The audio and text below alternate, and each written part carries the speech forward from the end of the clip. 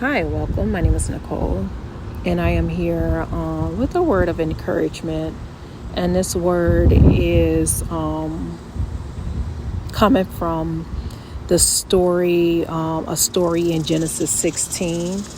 And, it starts in Genesis 16, and it's the story about Hagar, who was the Egyptian slave in the house of Abraham. She was the slave of Abraham's wife, Sarah. And so when Sarah got up in age, she wanted a child. So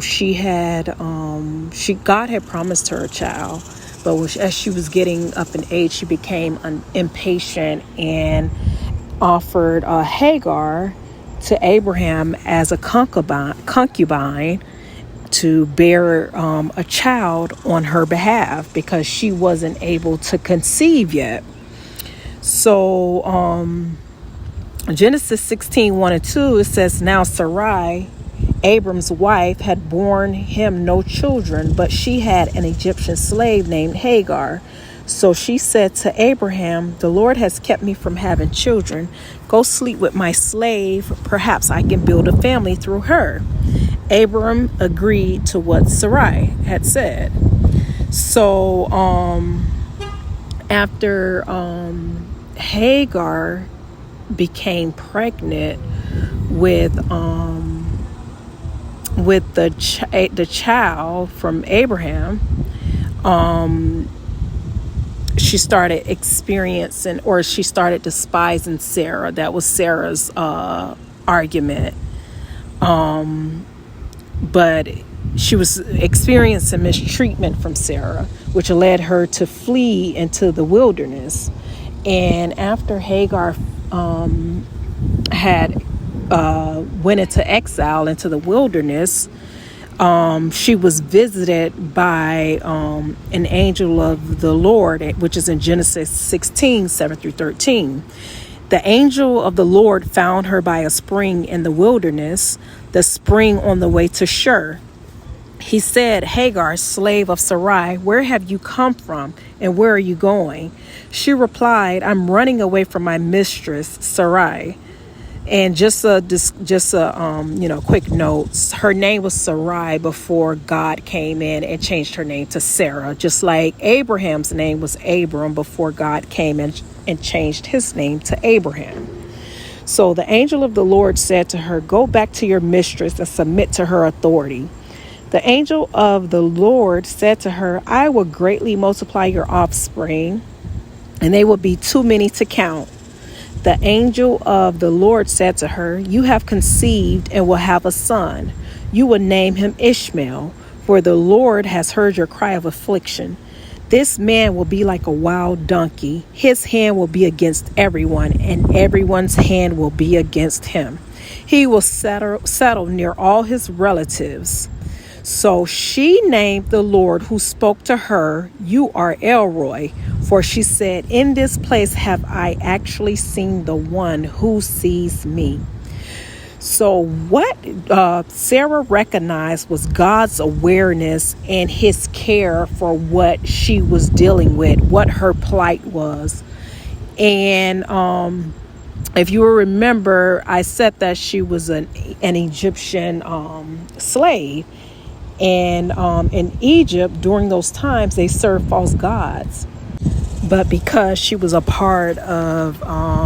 she was connected to Abraham because she was a part of his household, God, and not just the fact that she was a part of his household, but because she was now carrying Abraham's seed.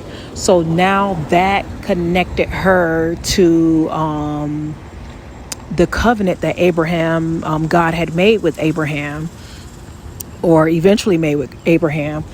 And so again, he heard her cry and came to visit her to make a promise and a covenant with her regarding her son, the son that also belonged to Abraham that she was about to birth.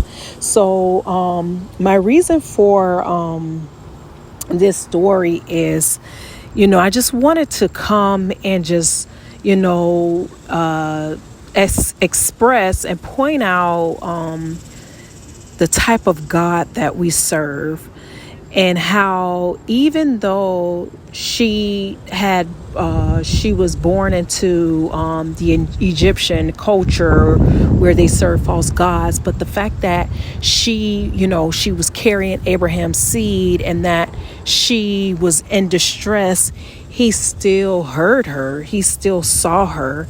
And that lets us know that not only does he hears you, or he sees you when you are in covenant with him, or when you are associated with someone else that is in covenant with him, but he also hears the cries of the lowly and oppressed ones. Remember, Sarah started mistreating her when she became pregnant. So Sarah was oppressing her. She was in slavery, remember? So he not only heard her, but he also intervened. So no matter what you're going through or what you're dealing with, God hears you. And this lets you know that. And that all you have to do is allow him into your life or your situation. Remember, he loves you no matter what. He created you. So no matter what you're going through, no matter what mistakes you made in your life, no matter what wrong associations you may have made in the past, or you may have even fell into idolatry with false gods, it's never too late to repent and denounce your false idols, your false gods, or whatever, and come into covenant with him. So this was a message I pray that someone will feel blessed by, and allow it to lead them to Christ, or back to Christ, and to covenant with him, and allow him to move in your life the way he did in Hagar's life and in Ishmael's life. So again, I hope this blessed someone, and until next time, you have a good one.